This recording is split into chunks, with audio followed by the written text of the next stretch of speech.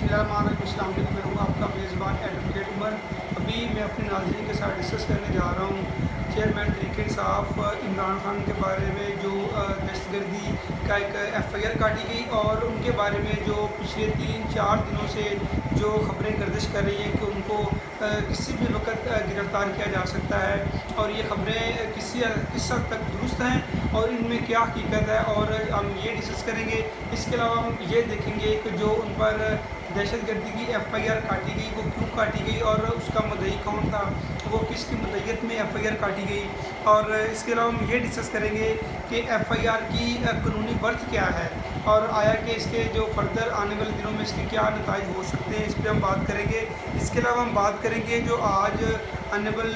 District session जज की अदालत में इमरान खान को जो अबूरी ज़मानत मिली है 1 सितंबर तक 31 अगस्त तक जो उनको ज़मानत मिली है अबूरी ज़मानत, उसकी जो आज अदालत में समाअत हुई, जो आज अदालत में क्वेश्चन ऑनरेबल जज ने क्वेश्चन अरेज किए और जो वकला की जानिब से वहाँ पे दलाइल दिए गए उस पर हम बात करेंगे। सबसे पहले हम बात करेंगे कि FIR की हकीकत क्या है और ये किसकी मुद्दईयत में दर्ज की गई। मैं पता चलूँ कि 20 अगस्त को जो इमरान खान ने जलसा किया उसमें जो उन्होंने अपनी एक स्टेटमेंट दी, उन्होंने जज्बात में आकर कि जो जिन लोगों ने शहबाज गिल पर तशद्दुद किया बेसिकली ये उनके ख़िलाफ़ एक रैली निकाली गई थी। फिर उस रैली में उन्होंने गुफ्तगू की कि हम IG हम तुम्हारे ख़िलाफ़ कानूनी एक्शन लेंगे, DIG को उन्होंने कहा और जज साहबा के बारे में उन्होंने ऐसी स्टेटमेंट दी जिसकी बिना पर उनके ख़िलाफ़ FIR दर्ज हो गई। FIR की मुद्दईयत जो है वो अली जवेद मजिस्ट्रेट साहब हैं, उन्होंने की उनका FIR का मतन है उनमें लिखते हैं। उन्होंने ये कहा कि मैं दौरान जलसा रैली में ड्यूटी पे था, अपने गार्ड्स के था और मैंने इमरान खान को ये कहते हुए सुना कि IG मैं तुम्हें नहीं छोड़ूंगा, मैं तुम्हारे ख़िलाफ़ कानूनी एक्शन लूँगा और इसी तरह के उन्होंने अल्फाज बोले जिसकी वजह से अवाम में बदअमनी फैली और अवाम में खौफ फैला, इंतशार फैला और इसलिए उनके ख़िलाफ़ जो FIR दर्ज करवा के कानूनी एक्शन लिया जाना चाहिए। ये बेसिकली FIR का मतन था जो अली जवेद मजिस्ट्रेट साहब की तरफ से उनके ख़िलाफ़ करवाई गई, ये उनके मुद्दई थे। तो इस पर हम बात करेंगे कि इस FIR के क्या नताइज हो सकते हैं। जैसे कि आज का जो अहवाल है मैं डिस्कस करता हूँ। जवाद अब्बास साहब हैं डिस्ट्रिक्ट सेशन जज, उनकी अदालत में आज इनकी समाअत थी। इनको रिप्रेजेंट कर रहे थे बाबर अवान साहब और अली बुखारी एडवोकेट, इसको जो इमरान खान की तरफ से रिप्रेजेंट कर रहे थे। सबसे पहले जो जहाँ से ऑनरेबल कोर्ट का जो एक प्रॉपर हियरिंग शुरू होती है, बाबर अवान साहब रोस्टर पर गए। उन्होंने जज साहब से उन्होंने दरख्वास्त की कि जनाब मैं FIR पढ़ना चाहता हूँ, तो जज साहब ने कहा जी पढ़िए आप FIR। तो उन्होंने सारी FIR ऑनरेबल कोर्ट के सामने पढ़ी तो उन्होंने जज साहब को बताया कि इसमें जो ये कहा गया है,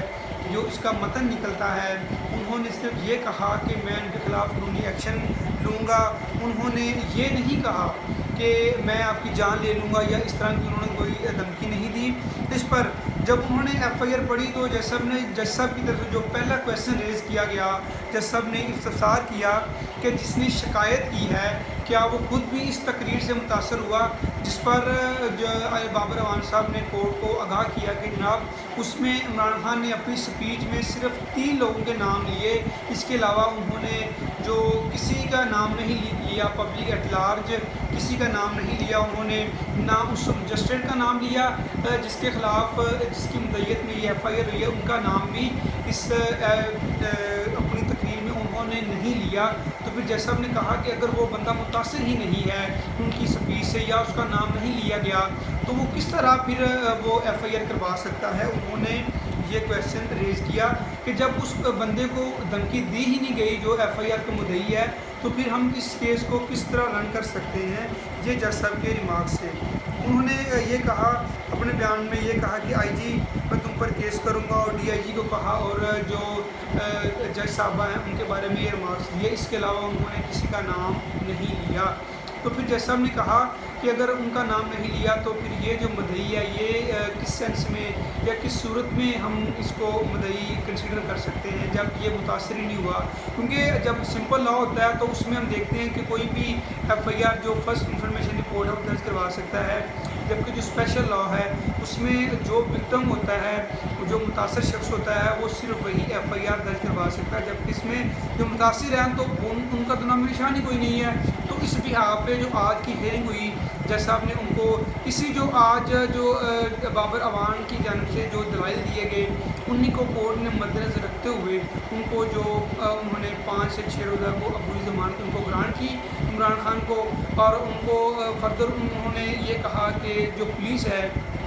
وہ اپنی رپورٹ جو 1 ستمبر کو جمع کروائے۔ پولیس رپورٹ جب جمع ہوگی پھر کورٹ دیکھے گی کہ آیا کہ اس کو فردر کو آگے پروسیڈ کرنا ہے یا اسی سٹیج پہ اس کو ڈسمس کیا جائے۔ دونوں صورتیں پاسبل ہیں۔ جو موسٹلی پاسبل ہے آج کی سماج سے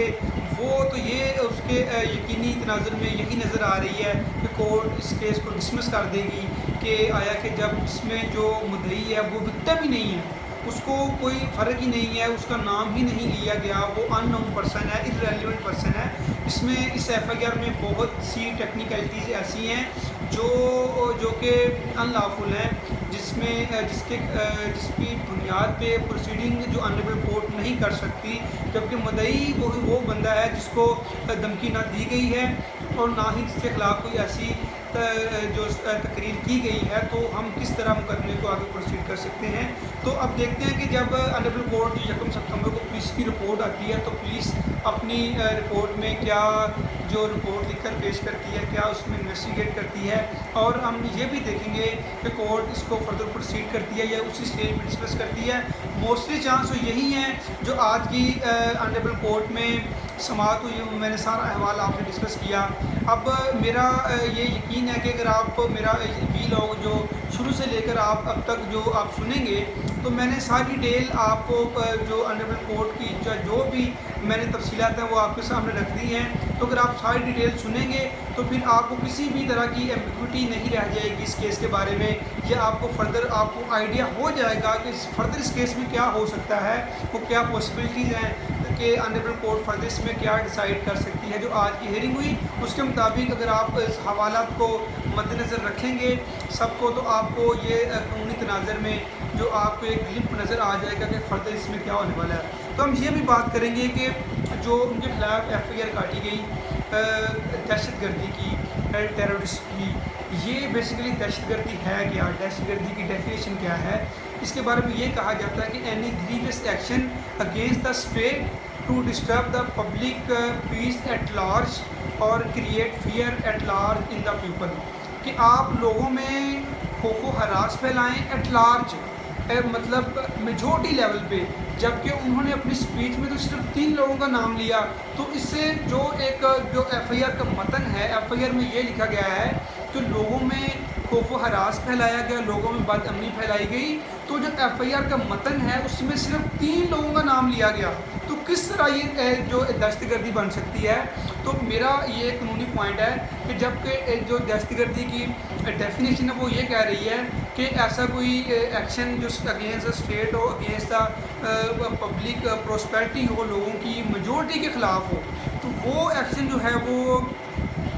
دہشت گردی کے زمرے میں آتا ہے۔ اور دہشت گردی لگتی کب ہے؟ دہشت گردی کا جو آرٹیکل ہے، جو اس کی دفعہ ہے، وہ تبھی لگتی ہے جب کہ اس کے قانونی لوازمات پورے ہوں، اور جب ہم دیکھتے ہیں کہ